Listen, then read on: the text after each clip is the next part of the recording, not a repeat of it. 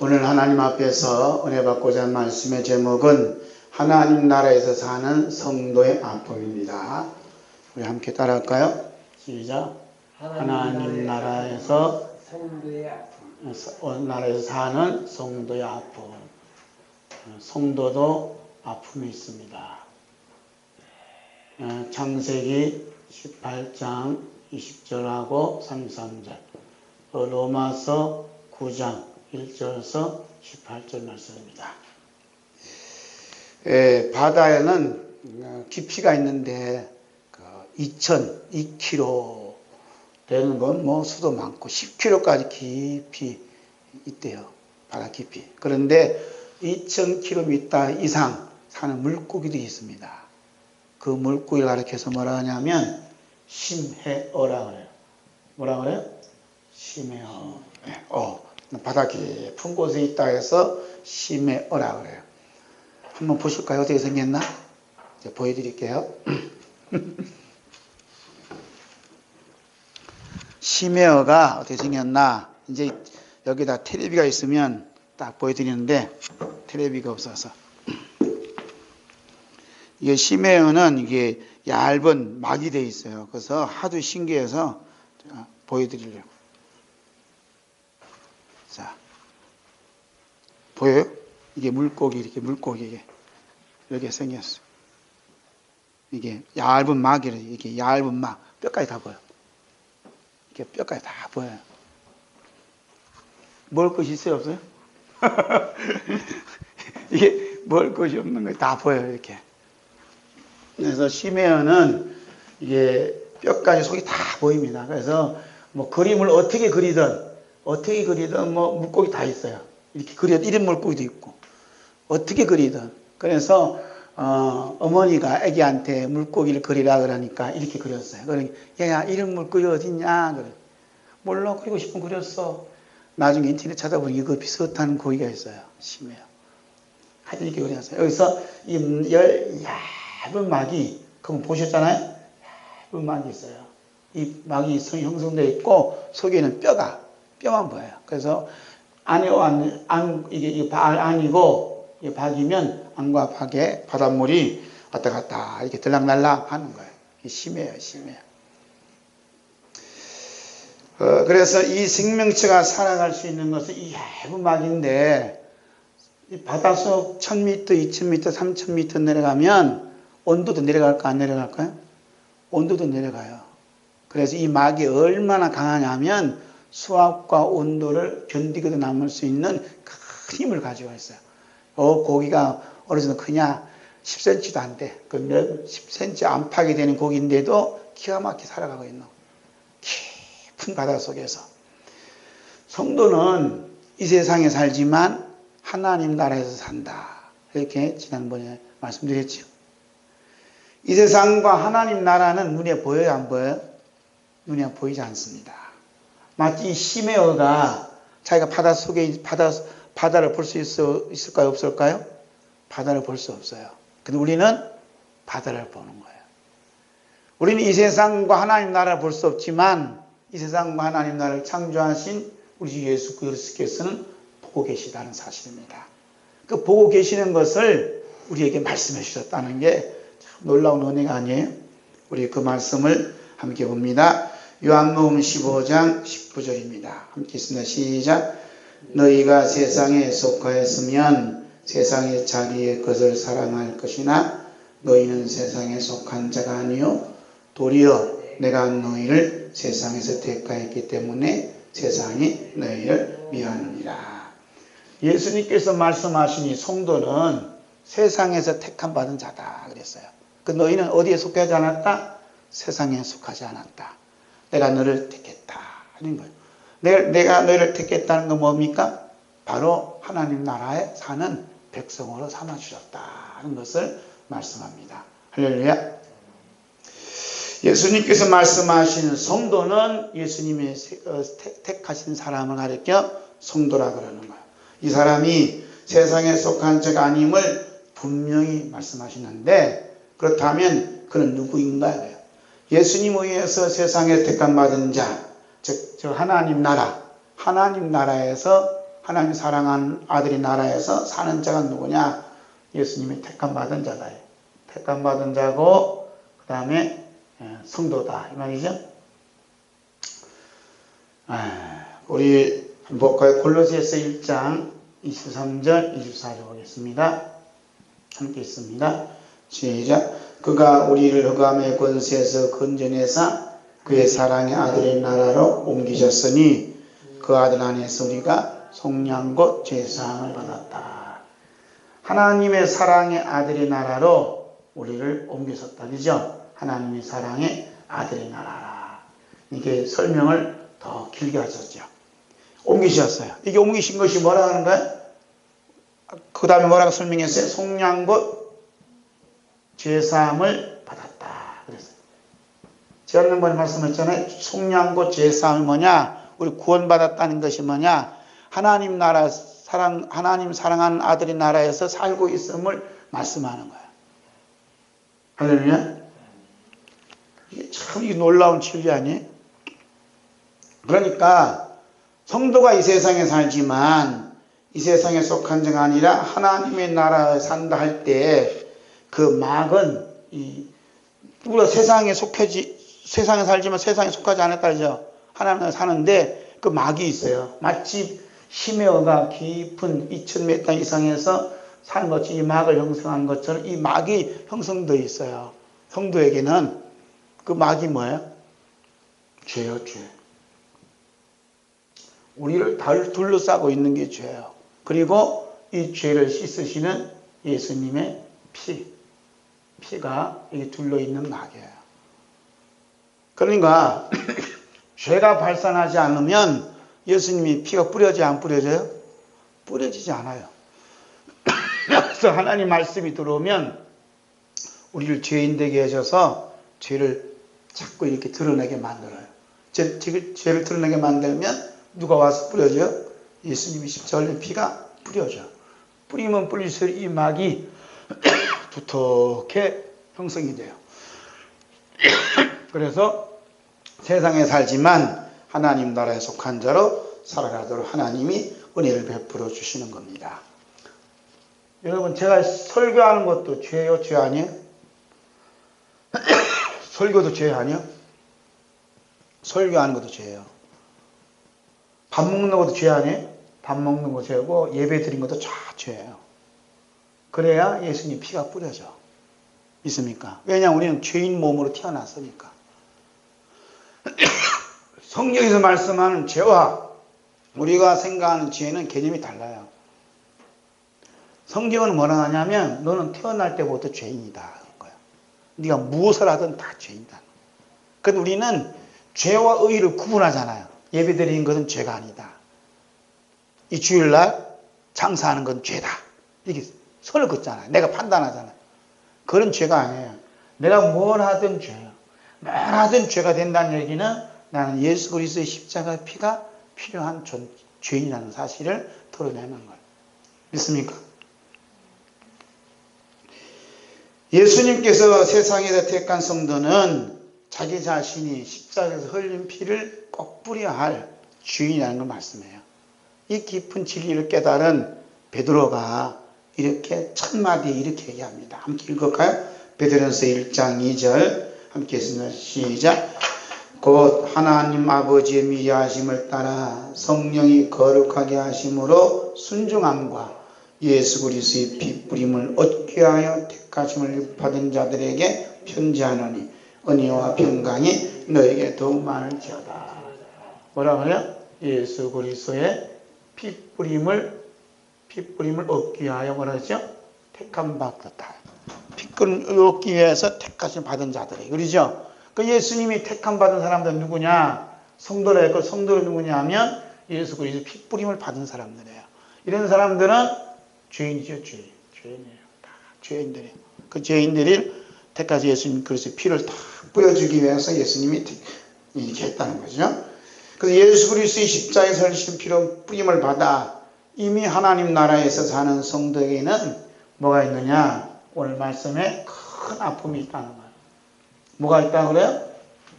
큰 아픔이 있다. 이 얘기를 이제 좀 해야 됩니다. 성도에게는 큰 아픔이 있어요. 우리가 예수 믿고 나면 구원받는다 그러죠. 구원받으면 걱정거리가 없는 줄 알아요. 아픔이 없는 줄 알아요. 저주가 없는 줄 알아요. 이건 착각입니다. 성도에게는 또 다른 이렇게 아픔이 있는 거예요. 그래서 예수 그리스도 핏불이 받았던 베드로 사도는 어떤 아픔이 있죠? 거꾸로 십자가에 달려 죽는 그러한 아픔을 겪습니다. 그전에는 아픔이 없었어요. 그전에도 말할 수 없는 아픔과 고통이 있었다는 거예요. 그 성도는 예수님 믿고 받은 예수 믿고 나서 받은 그 은혜가 있죠. 은혜가 있는데 이거 잘 안 나와요. 내가 받은 은혜, 내가 받은 기쁨, 내가 받은 즐거움, 내가 받은 축복 이런 것을 자랑하잖아요. 그죠? 자랑해요. 이런 걸 자랑하는 거 아니라는 거예요. 성도는. 왜냐하면 성도는 뭐든지 하든 죄라고 하잖아요. 그죠? 그 죄를 드러내면 안 돼요.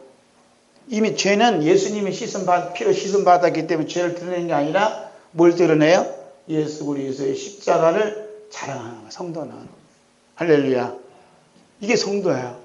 예수 믿고 이번에요 21 기도해갖고요 이런 응답 받았어요. 이번에 40일 철학 기도해갖고 하나님 이런 걸 보여주셨어요. 이런 걸 자랑하는 거예요. 이건 성도가 아니에요. 성도는 뭐가 있다고 그랬어요? 큰 아픔이 있는 거예요. 큰 아픔이 뭐냐면 바로 예수님의 십자가를 증거하는 거예요. 그래서 교회라는 데는 어떠한 곳이냐? 이 우리는 이 아픔이 크게 두 가지가 있어요. 이 아픔 몇 가지가 있다고요? 큰 아픔이 두 가지가 있는데, 하나는 생존 경쟁을 위해 아픔인 거예요. 우리가 살아가기에. 생존 경쟁을 위해 겪는 아픔이에요. 어제 아픔을 겪었어요? 안 겪었어요? 호박 따느라고 겪었잖아. 그죠? 호박을 쭉 따가니까 원래 거기를 따와야 돼. 도둑 맞으니까. 그래서 요즘에는 농촌 가면 이런 글귀가 있어요. 농산물을 따가지 마세요. 농심이 아픕니다. 이 도시 사람들이 말이야 와서 남의 밭에 와서 뜯어가는 거예요. 호박도 뜯어가고 TV도 훔쳐가고 TV도 훔쳐갔다며요. TV도 훔쳐가고 자식들이 사준 자녀들이 말이야 멋진 TV 사준 게요. 어머니 보러 사줬는데 어떤 사람은 또 가져가고. 그 아픔이 생존 경쟁이야. 또 하나의 아픔은 예수 그리스도의 고난이야. 예수 그리스도의 고난. 이 아픔이 있는 거야. 그래서 교회라는 데 어떠한 곳이냐? 이러한 생존 경쟁을 겪은 아픔을 그리스도의 고난으로 거듭나도록 하는 데가 뭐냐 하면 교회예요. 교회. 이 일을 누가 하느냐? 목사가 하는 거 아니고 성령님께서 지금 이 일을 이루어 가시는 겁니다. 할렐루야. 자, 바울 사도는 고린도후서 1장 5절에 이렇게 고백합니다. 고린도후서 1장 5절 한번 읽을까요? 시작. 그리스도의 고난이 우리에게 넘친 것 같이. 누구의 고난이요? 그리스도의 고난이 우리에게 넘친 것 같이. 그랬어요. 자, 잘 들어보세요. 그리스도의 고난이 우리에게 넘쳤다. 바울 사도가 이 고린도후서를 썼을 때 이때가 연도가 언제냐? 서기 56년도에서 58년도 이렇게 얘기한 분이 계셔요. 그러니까 예수님께서 부활 성취 십자가의 고난 당하신 이후니까 한 23년에서 26년 사이에 이 글을 쓰신 거야. 그럼 예수님은 이미 고난 받으시고 승천하셨는데 무엇 또 그리스도의 고난 우리에게 넘쳤다고 말씀하느냐 이거죠. 이 말씀은 뭐냐? 예수 그리스도는 승천하셨지만 우리 가운데 살아서 역사하신 분이라는 것을 말씀하는 거예요. 이것을 바울 사도가 언제 깨달아요? 언제 깨달아요? 사도행전 9장에서 깨달아요. 예수님 만나기 전에 예수 믿는 사람은 막 잡아다 가잖아. 그죠? 그래서 다메섹 소상으로 딱 가는데 갑자기 그냥 밝은 빛이 흐르면서 비추니까 그냥 엎드리잖아요. 그래서 주여 누구시니까 뭐라 그래요? 나는 네가 핍박하는 예수다 하는 음성이 들리는 거예요. 그때 예수님 만나지요. 깨닫는 게 뭐냐? 예수님은 죽어서 끝난 게 아니라 지금도 살아서 역사하시는 분이시구나 하고 그냥 그때 마음을 확 닿은 거죠. 나는 네가 핍박하는 예수다 이거예요. 핍박하는 예수다.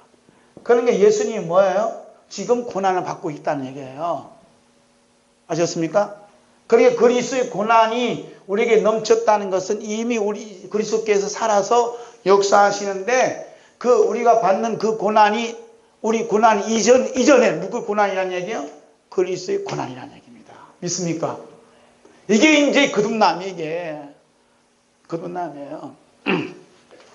그래서 갈라디아서 6장 17절 보면 이런 말씀이 있어요. 갈라디아서 6장 17절 함께 읽습니다. 시작. 이후로는 누구든지 나를 괴롭게 하지 말라. 내가 내 몸에 예수의 흔적을 가졌노라. 누구의 흔적이요? 예수의 흔적을 가졌노라 하고 말씀하셔요. 여기서 예수의 흔적은 뭐 사인이다, 예수의 것이다 하지만 한마디로 말하면 십자가의 십자가. 예수 그리스도의 십자가 흔적이 예수 그리스도의 고난의 흔적이 내 몸에 가졌다. 니 나를 괴롭히지 말라라고 바울 사도는 깜깜하게 얘기하는 거예요. 그러므로 하나님 나라는 어떤 사람이 들어가느냐? 하나님 나라는 예수 그리스도의 아픔, 예수 그리스도의 십자가의 흔적을 몸에 지닌 자만이 들어갈 수 있는 나라가 어디냐 하면 하나님 나라예요. 그래서 이 땅에 사는 동안 성도가 아픔을 겪는 겁니다. 왜? 하나님 나라에 입장시키기 위한 하나님의 사랑의 표시가 여기에 있어요. 그래서 예수님의 피로 산 교회는 나 자신의 아픔을 예수 그리스도의 십자가의 아픔으로 거듭나도록 이렇게 성령님께서 역사하시는 거예요. 그러므로 교회는 나 자신의 아픔을 치료받고 나 자신의 아픔을 치유받고 위로받는 것이 아니라는 거예요. 잘 이 말 이해를 잘 하시는데 교회는 나 자신의 내래 있는 아픔 상처를 치료받고 치유받고 고침받는 것이 아니라는 거예요. 왜냐하면 나 자신의 아픔과 치료와 이것은 뭐냐면 생존 경쟁, 우리가 생로병사 겪는 것 아픔이거든요. 이것은 교회가 아닌 곳에서도 얼마든지 해요. 지금 서울에 있는 어느 절에는요, 그 주지 스님이 능력이 많으셔서 우리 교회 시골 하면 신이 능력이 있어갖고요, 병든 사람 많이 고쳐요. 신이 능력이 거기서도 임한다니까. 그러니까 2만 명, 3만 명 몰린다 하잖아요. 군대처럼. 교회는 이러한 병을 고치는 데가 아니라니까요. 교회는 어떤 것이냐? 이런 아픔을 예수 그리스도의 아픔으로 거듭나게끔 만들어야 돼요. 예수 그리스도의 십자가로 인도해야 돼요. 그것까지 인도하지 않으면 안 돼요. 그래서 이런 아픔을 치료하는 곳이 많이 있는데 며칠 전에 이제 뉴스가 나왔어요. 어떤 뉴스가 나오냐면 마음 약방이라는 이제 이게 마음 약방이라는 이게 뭐지? 마음 약방이라는 이게 뭐가 자판기가 나왔어. 자판기. 마음 약방이라는 게 자판기가 나왔다니까 했더니 마음 약방이 자판기가 있는데 이 자판기가 어디서 만드냐면 서울문화재단에서 만들었는데 서울시청 지하에다가 그 다음에 이제 대학로가 있는 해화역에다가 2호점을 설치를 했어요. 자판기라니까 이게 보여줄 수 있으면 좋은데 그 자판기 가면 메뉴판이 21개, 20개가 있습니다. 그래서 서울시청 앞에서는 20가지가 있고 해화역에 21가지가 있대요. 그 메뉴판을 보면 이런 게 있어요. 분노 조정 장치 실종 이런 메뉴판이 있어요. 말이 좀 어렵죠. 분노가 조절이 안 돼. 화가. 그래서 화가 조절이 안 될 때는 어떻게 하느냐 하면 메뉴판을 팍 누르면 돼요. 얼마나 누르느냐? 500원만 있으면 돼요. 500원 싸죠? 500원. 그 다음에 미래 망막증, 인생 나고 증후군, 사람 멀미증, 긴장 불안 증후군, 현신 도피증, 외톨이 바이러스, 유행성 스마트폰 중독, 노화 자각 증상, 자존감 바닥 증후군 이런 등이 이제 메뉴판이 쫙 있습니다. 그런데 자동 감각 정어 그 버튼을 딱 누르면 뭐라고 나오는지 알아요? 나를 싫어하지 마세요. 이미 내가 충분히 싫어했답니다. 이렇게 문구가 나온대요. 내가 충분히 싫어하고 있습니다. 문구가 나온대. 아, 그러구나. 근데. 그리고 이제 외톨이 바이러스 처방이라는 이제 이렇게 버튼을 딱 누르면 뭐라고 하냐? 집도나 기숙사에서 살고 있는 네 친구에게 선물을 하나 해줘라. 하면서 500원 행복입니다. 이런 얘기 나와. 그러면 청소년들이나 이런 외로운 사람들이 딱 자판기에 쓰면 메뉴판 쭉 있잖아요. 그럼 뭐라 하냐면 나 외에도 이러한 마음의 병을 앓고 있는 사람들이 이렇게 많이 있는가 보다 하고 위로를 받는데요. 그 메뉴판만 봐도 나만 이런 어려움 당하고 있고 내 마음만 이렇게 상한 줄 알았는데 이런 마음을 아파하시는 분들이 이렇게 많구나 하는 것을 이제 느끼는 보고서 이제 스스로 위로받는다니까요. 그런데 이 고난이 예수님께서 이미 나를 대신해서 고난 당하셨다라고 믿어지면 얼마나 큰 위로가 되겠습니까? 그렇죠? 교회에서는 다른 곳에서는 절대로 할 수 없는 것, 교회에서만 할 수 있는 그 일을 하셔야 된다니까요. 교회에서도요, 이게 상담 쪽, 이런 쪽을 해서 많이 해요. 그건 예수님 십자가로 인도하지 않으면 아무런 의미가 없는 거예요. 그럼 교회가 아니지. 상담소지, 상담소. 이 앞에도 뭐 청소년 심리 상담소 이런 게 많아요. 그 보면 마음의 치유, 마음의 치유 이렇게 해서 마음병의 치유. 어느 교회, 종교에서는 마음 가지고 얘기하잖아요. 마음의 치유됩니다. 하고 얘기하잖아요. 근데 그런 곳에서 할 수 없는 것을 교회에서 할 수 있는 걸 하셔야 된다니까. 자, 볼까요? 요한복음 14장 6절 있습니다. 시작. 예수께서 이르시되 내가 곧 길이요 진리요 생명이니 나로 말미암지 않고는 아버지께로 올 자가 없느니라. 누구로 말미암지 않고는 나로 말미암지 않고는. 오직 예수로만 이 문제가 해결될 수 있는 길을 인도해야 돼. 교회는. 그 길은 어떤 길이죠? 예수 그리스도의 십자가 길밖에 없습니다. 아멘. 예수님이 십자가 길로 인도해야 돼. 그 자판기를 쭉 이 들어오면 예수님 십자가 길로 갑니다. 이런 안내문이 없어요. 어디에요? 마음이 아프신 분들이 있으면 시청 앞이나 해화역가시에서 버튼 누르시면 됩니다. 이런 얘기를 해요. 그러니까 교회가 설자가 점점 사라지는 거죠. 이제는 이제 자판기 상담도 나오고요. 자판기 교회도 나올 수도 있어요. 요즘은 인터넷 교회도 많잖아요. 인터넷 교회. 교회 소속 없이 다니는 교인도 많아요. 인터넷에서 교회가, 사이버 교회가 있어서 그래서 예배드려요. 그리고 헌금 보내요.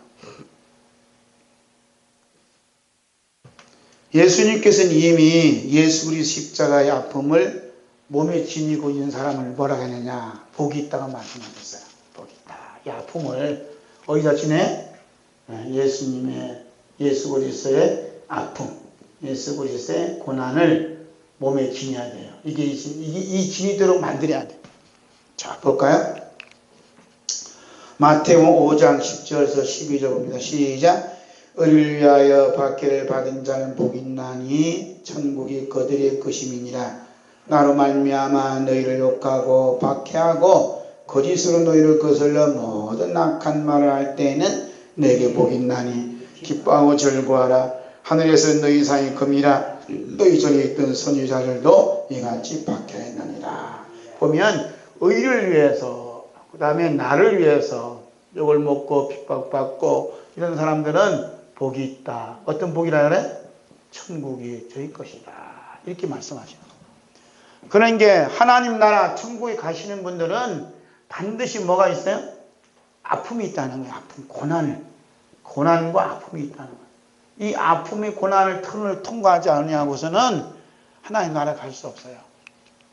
그래서 바울 사도나 베드로나 모든 사도들이 뭘 고난을 겪어요? 그리스도 고난을 겪잖아요. 교회가. 그래서 교회가 편안해야 된대요. 교회는 편안해야 된대요. 세상에 고생 많이 한 분들이 교회 오면 편안해야 된대요. 맞는 말이에요? 맞기도 하지요. 성령님에서 편하면 좋지요. 그러나 그리스도의 고난에 참여할 때 참된 평안이 옵니다. 이건 세상이 줄 수 없는 평안이에요. 그래서 천국이 그 안에 다 임하는 것이죠. 할렐루야. 근데 그리스도의 고난에 참여한 자들이 다 견딜 수 있는 것은 세상이 줄 수 없는 것을 그들은 받았기 때문에 그렇게 견딜 수 있어요. 그래서 이미 하나님 나라에서 사는 성도가 아픔을 겪는 건 뭐냐? 이 세상에 사는 동안 지옥이 어떤 곳인가 잠시 구경을 시켜주는 거예요. 지옥이 이런 거구나. 그래서 하는 말이 두 번 다시 넌 지옥 가서는 안 돼. 라는 하나님의 사랑의 선물이에요. 아멘? 아픔이 뭐요? 하나님 사랑의 선물이라니까요? 뭐에 대한 선물? 너는 세상에 사는 동안 지옥에 와서 조금만 구경해. 다시는 두 번 다시는 지옥 가면 안 돼. 라는 그 쌓인 선물이 아픔이라니까. 할렐루야. 그래야 천국 가서는 그 아픔이 없으니까 감사하지요. 아픔을 통과하지 않는 것은 뭐 평안과 기쁨이 뭔지 알고 모르지. 아브라함은 선지자들 중에 참 한 사람이죠. 이제 본론으로 들어가. 이 아브라함이 얘기하려고 이렇게 지금 서론이 좀 길었습니다. 아브라함 얘기하느라고. 아브라함은 선지자들 중에 한 사람인데 아브라함은 이미 하나님 나라에서 사는 성도라 이렇게 말씀하셨어요. 그런데 그에게 말할 수 없는 아픔이 닥쳐옵니다. 아브라함이 받은 아픔은 자신의 생존 욕구를 위한 아픔이 아니라 이미 하나님 나라에서 사는 성도의 아픔이 무엇인가 미리 하나님께서 아브라함을 통해서 보여주고 있습니다. 아브라함은 자신의 생명을 끊고 자기에게 찾아오신 하나님께 간절히 기도하는데 6번이나 거듭거듭 기도하는 거예요. 자, 한번 볼까요? 20절 21절 있습니다. 시작. 여호와께서 또 이르시되 소돔과 고모라에 대한 부르짖음이 크고 그 죄악의 심이 무거우니 내가 이제 내려가서 그 모든 행한 것이 과연 내게 들린 부르짖음과 같은지 그렇지 않는지 내가 보고 알려하노라.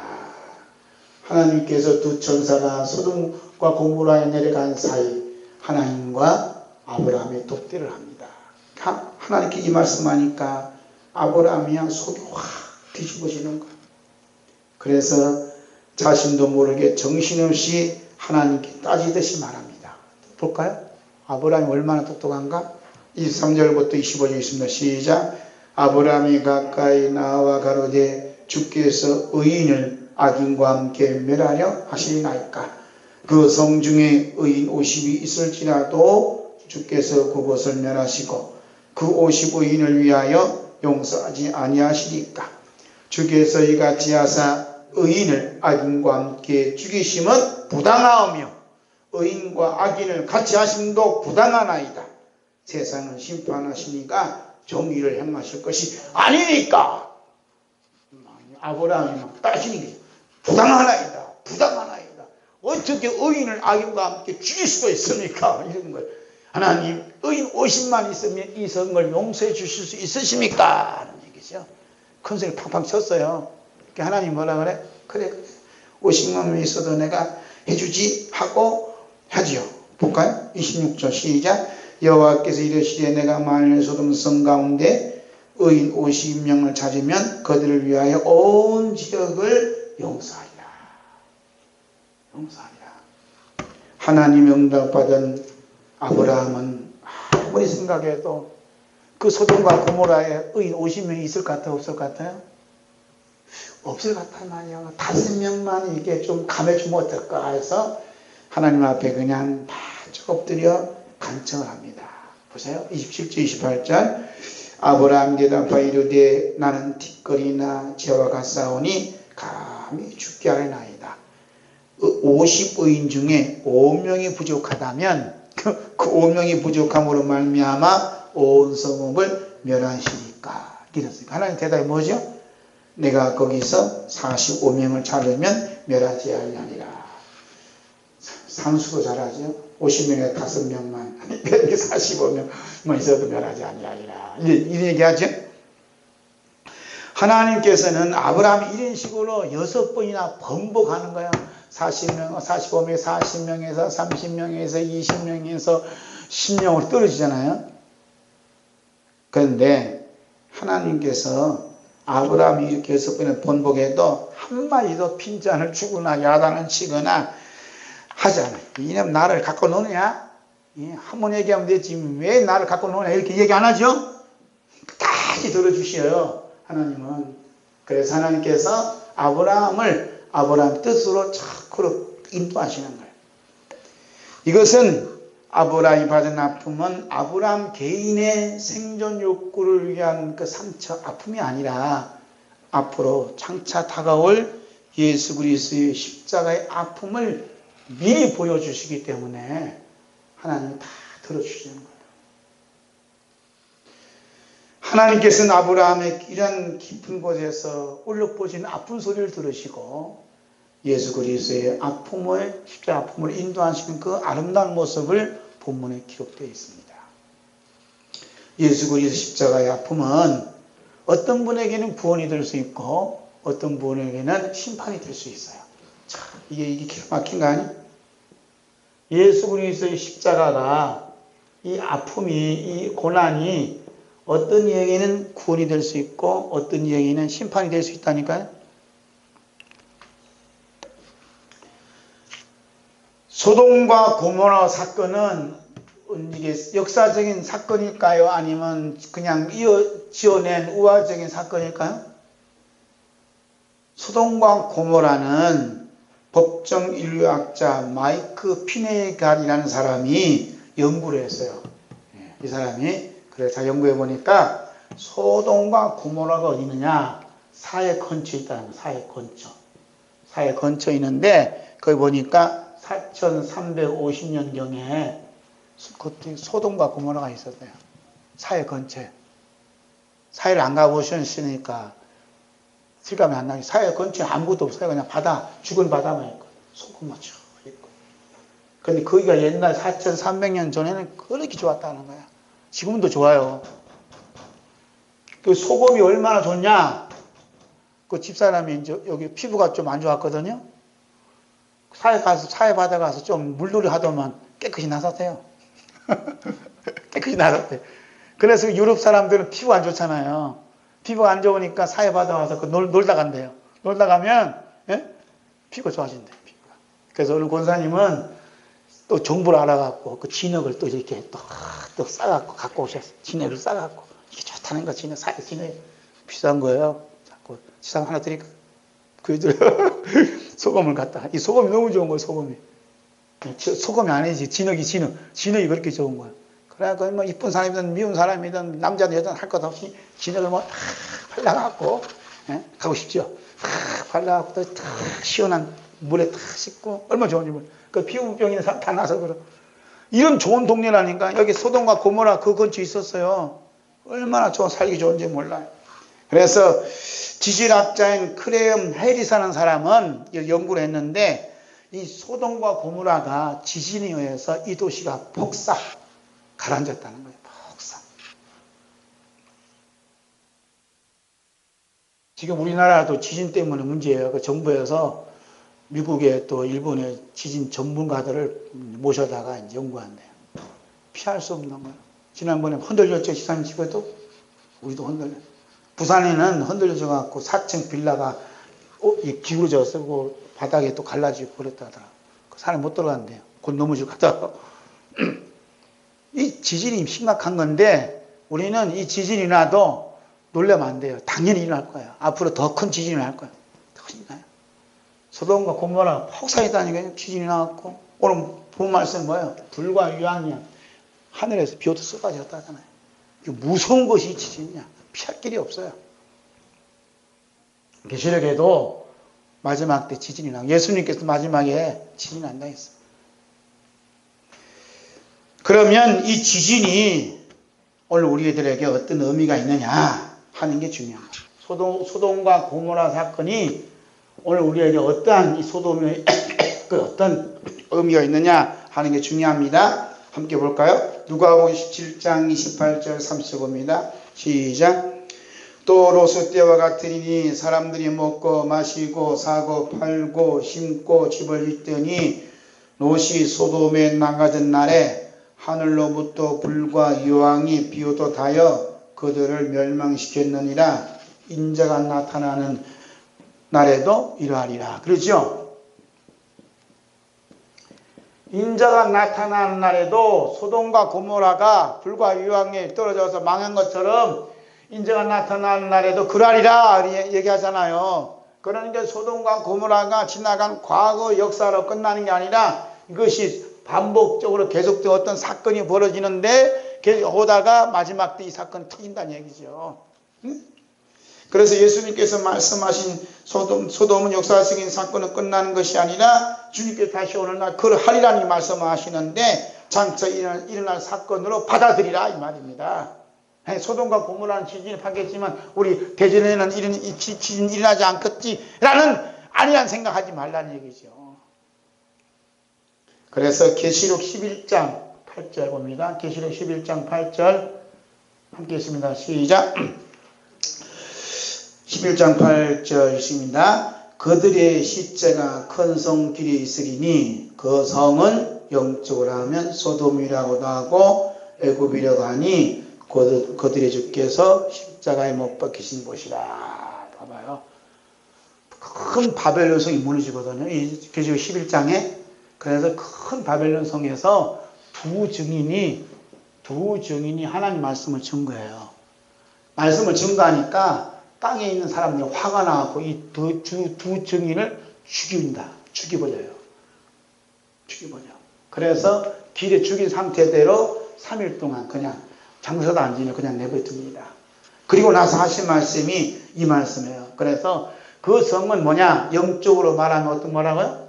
소돔이라고도 하고 애굽이라고 하네요. 그 다음에 뭐라 그래요? 예수 그리스도께서 십자가에 못 박히신 곳이다. 예수 그리스도께서 십자가에 못 박히신 곳이 어디냐면 소돔과 고모라와 애굽이라는 겁니다. 영적으로. 이거 기가 막힌 사도 요한의 해석 아니에요? 그러니까 인자가 나타나는 날에는 소돔과 같이 이러하리라 하신 말씀은 바로 예수님의 십자가에 못 박히신 곳이라니까요. 이 십자가가 마지막 심판한다는 겁니다. 십자가가. 그래서 십자가로 인해서 어떤 사람은 구원받아서 천국 가고 어떤 사람은 심판받아서 어디가? 지옥 간다는 거예요. 십자가. 모든 기준은 어디 있습니까? 십자가에 있다는 거예요. 십자가. 그걸 찬송가 하잖아요. 십자가만 자랑한다고. 십자가만 붙든다고 하잖아요. 그러므로 이 십자가가 못 박힌 곳이 소돔이고 애굽이고 세상이란 말이에요. 세상. 여기에 예수님 피가 묻어져야 된다는 거죠. 그래서 이미 하나님 나라에 사는 아브라함의 아픔은 소돔에 살고 있는 누구를 생각하는 것이요? 조카 롯을 생각하는 겁니다. 조카 롯이 의인이다 이거예요. 하나님께 택한 자가 아닙니까? 이 얘기죠. 그 살고 싶어서 그렇게 6번이나 눈물로 기도하고 의인 10명만 있으면 그 성을 용서해달라고 큰 눈물을 보입니다. 그렇지만 이미 하나님께서는 아브라함의 뜨거운 눈물을 보고 계시는지 몰라도 그 이전에 구원의 계획이 세웠는지 몰라도 소돔에 살고 있는 롯을 구원하시고자 하시는 말씀을 하셔요. 그 말씀이 29절입니다. 읽을까요? 시작. 하나님이 그 지역성을 면하실 때 곧 롯이 거주하는 성을 못 보실 때에 하나님이 아브라함을 생각하사 롯을 그 보시는 중에 내보내셨더라. 누구를 생각했어요? 아브라함을 생각하사. 오늘 핵심은 여기에 있어요. 아브라함을 생각하사. 어떤 아브라함을 생각해요? 아빠는 아브라함을 생각하시는 거예요. 아브라함을 생각하사. 롯이 잘 똑똑해서 잘나서 하나님 구원하신 것이 아니라 아브라함을 생각하셔서 불구덩이에서 하나님이 구원해 주십니다. 하나님께서는 오늘 하루에도 몇 번씩 하늘로부터 유황불과 불같이 쏟아부어 심판하시는 뜻을 가지고 있어요. 가지고 있지만 지금은 그렇게 못하시고 있습니다. 왜 그럴까? 예수 그리스도의 십자가 흘리신 피 때문에 지금도 쉬지 않고 기도하시는 예수님의 피눈물 기도 때문에 지금 우리를 이 지구를 보존하고 있어요. 그러면 지금 사는 세대는 어떤 세대냐? 예수님이 이런 말씀했죠. 마태복음 11장 23절 봅니다. 마태복음 11장 23절 함께 읽겠습니다. 시작. 가버나움아 내가 하늘에까지 높아지겠느냐? 음부에까지 낮아지리라. 내게서 행한 모든 권능을 소돔에서 행하였더라면 그 성이 오늘날까지 있었으리라. 무슨 얘기예요? 가버나움이 소돔보다 더 악하다는 얘기요? 더 선하다는 얘기요? 더 악하다는 얘기죠. 예수님께서 행하신 그 일들을, 그 권능을 소돔에서 만약 행했더라면 소돔이 망하지 않았다 이 말이에요. 그런데 너희들은 소돔보다 더 악하다. 예수님이 하신 말씀을 안 받아준다는 얘기죠. 이 가버나움아 언제 얘기하셨어요? 2000년 전에. 그럼 오늘은 가버나움보다 더 악할까요? 선할까요? 가버나움보다 훨씬 악하지요. 지금 2000년 세월 동안 때가 묻었으니까.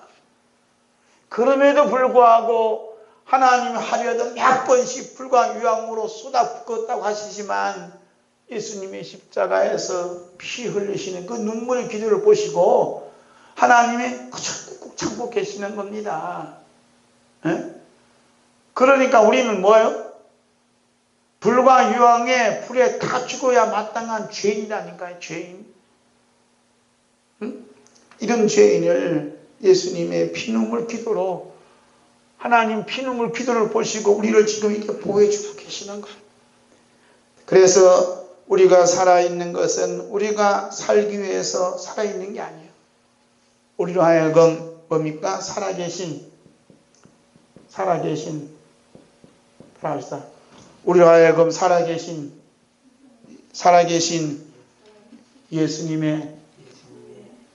예수님을 증거하기 위해서 살아있다.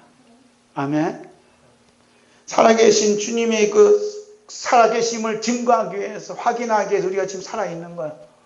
집사님 살아있는 거 보니까 예수님 살아계시네요. 예수님 진짜 살아계시네요. 이런 게 이제 증거하는 거예요. 내가 기도 많이 해서 이런 응답 받았네요. 이거 아니라니까요. 우리 한 사람 보면 우리 예수님 진짜 살아계시네요. 살아계시니까 우리가 살아있고, 살아계시니까 이 지구가 있네요. 아직도 보존하고 있네요. 그 예수님이 살아계심을 자꾸 증거돼야 되고, 우리가 고난받는 것, 예수님이 지금 고난받으시고 있네요. 우리는 마땅히 뭐요? 유황과 불못에 지금 불못 다 죽어야 할 죄인들인데, 이 죄인을 대신해서 예수님 죽으시고, 이렇게 우리가 살아있는 것은 우리가 사는 게 아니라 지금 살아계신 주님의 살아계심을 증거하고 확인하기 위해서 우리를 지금 보존시켜 주시고 있네요. 하고, 예수님의 살아계심을 증거하는 증거인으로 우리를 하나님이 지금 이게 보존시켜 주시는 겁니다. 할렐루야. 예수님의 살아계심을 증거하는 증인이라는 게 호박을 따더라도 예수님 살아계심을 증거하고 있는 거예요. 지금 내가 예수님 그렇게 보시는 거예요. 이게 이제 내가 일을 하더라도 예수님 살아계심을 증거하고 있어요. 일 자체가.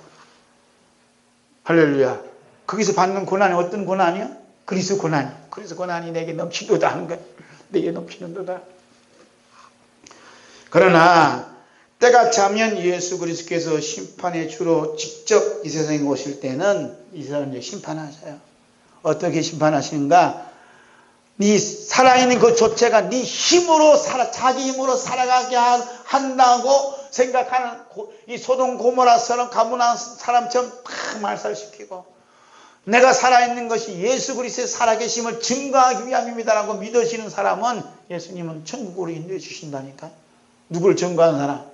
예수 그리스도 살아계심을 증거하는 사람. 이 성도를 주님이 기뻐하시는 거예요.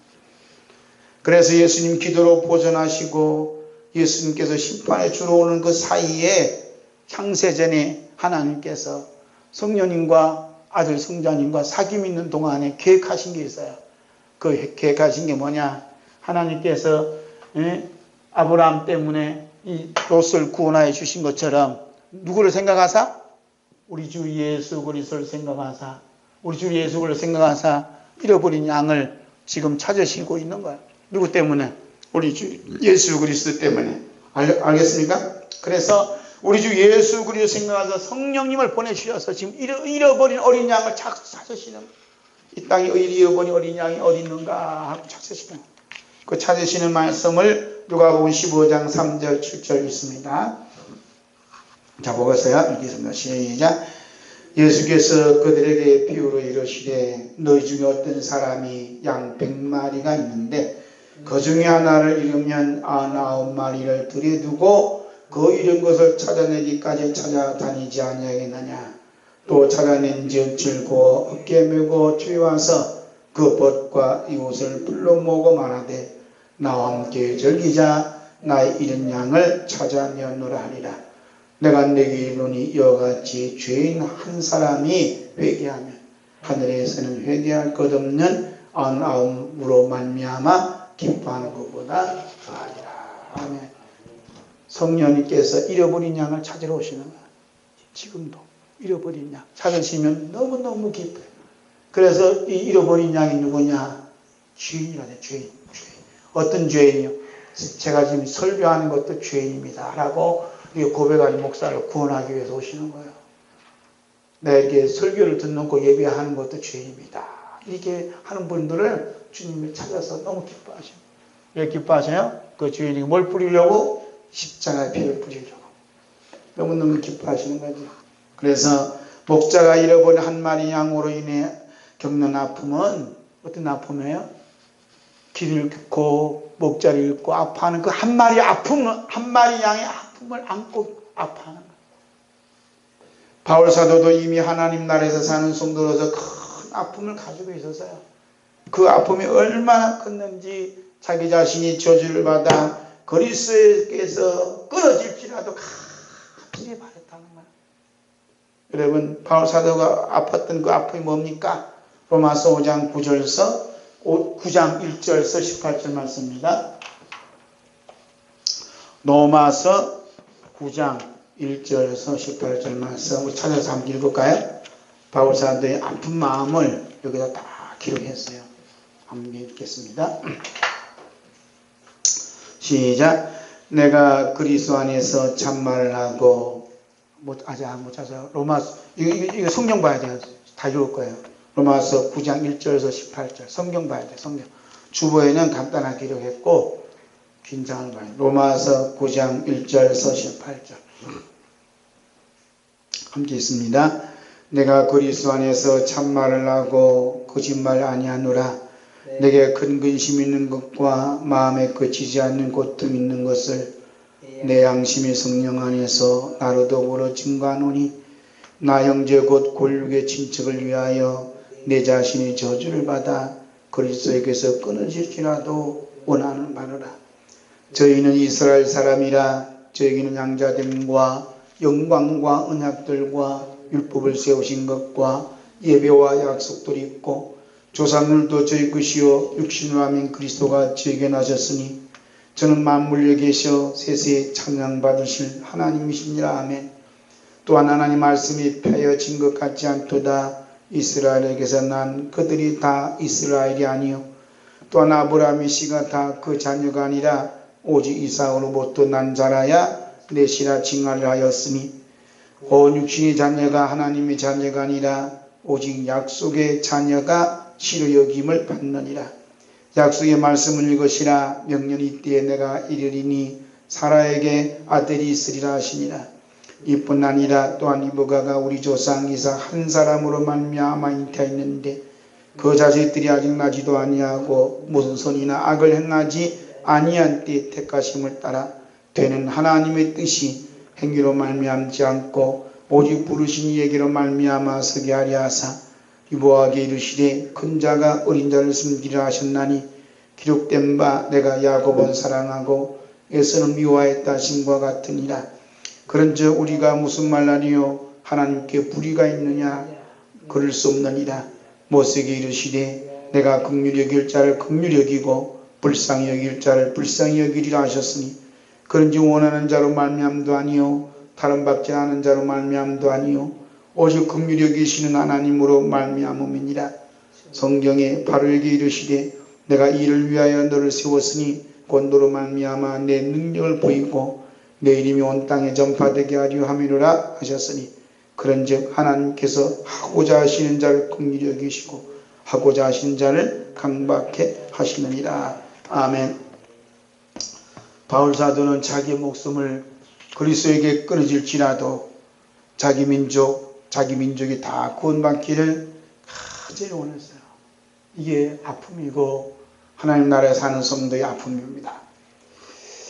그러나 이런 아픔 속에 성령님께서는 이 바울 사도의 탄식, 아픔을 안고 대신 중보 기도해 주시고 또 말씀을 주시는 그 말씀을 기록한 것이 방금 읽은 말씀이에요. 그래서 로마서 9장 16절 18절 함께 볼까요? 그런즉 원하는 자로 말미암도 아니요 다른 밖에 하는 자로 말미암도 아니요 오직 긍휼히 여기시는 하나님으로 말미암음이니라. 그런즉 하나님께서 하고자 하시는 자를 긍휼히 여기시고 하고자 하시는 자를 완악하게 하시느니라. 그러니까 모든 것이 누구 뜻대로 된다는 얘기죠? 하나님의 뜻대로 된다 이 말이에요. 하나님 뜻대로. 그러니까 구원의 이 역사에 대해서는 내가 관여할 수 없다는 거예요. 아브라함도 구원의 역사에 관여할 수 없고 바울 사도도 하나님 구원의 역사에 대해 관여할 수 없어요. 그 온전히 오로지 하나님께서만 하시는 거예요. 그래서 하나님께서 하고자 하시는 자를 긍휼히 여기시고 하고자 하시는 자를 강박케 하시는 모든 것은 하나님이 다 주고 있어요. 그래서 아브라함 하나님 앞에서 자신이 간절히 손이 담긴 아픔을 안고 6번이나 기도한 결과가 뭐냐? 긍휼과 심판은 하나님의 뜻대로 되는구나 하는 것을 깨닫게 돼요. 다 같이 긍휼과 심판은 오직 하나님의 뜻대로 되는구나. 이게 뭐냐면 이것이 하나님의 사랑이라는 거예요. 하나님의 뜻대로 되는구나. 이 하나님 사랑이 들어오자 더 이상 더 이상 떼쓰지 않고 이제 떠나가지요. 33절 봅니다. 마지막. 여호와께서 아브라함과 말씀을 마치시고 가시니 아브라함도 자기 것으로 돌아갔다. 가짜 떨어지죠? 돌아갔다 했을 때 아브라함 심정은 어떻게 끊는가? 우리 생각해 보셔야 돼요. 이 땅에 살면서 하나님 나라에서 사는 성도의 아픔은 하나님 앞에 간절한 눈물의 기도요, 말할 수 없는 탄식의 기도인데 그 기도가 응답이 돼야 안 돼요? 그 기도가 응답되지 않습니다. 기도에 응답이 없어요. 기도에 응답이 없어요. 기도에 응답이 없어요. 예수님께서 십자가 앞에 놓고 기도하실 때 기도 응답 받았어요? 못 받았어요? 기도 응답이 없어요. 그러니 없은 게 뭐라 그래요? 오직 하나님의 아버지 뜻대로 되기를 원합니다. 끝나는 거예요.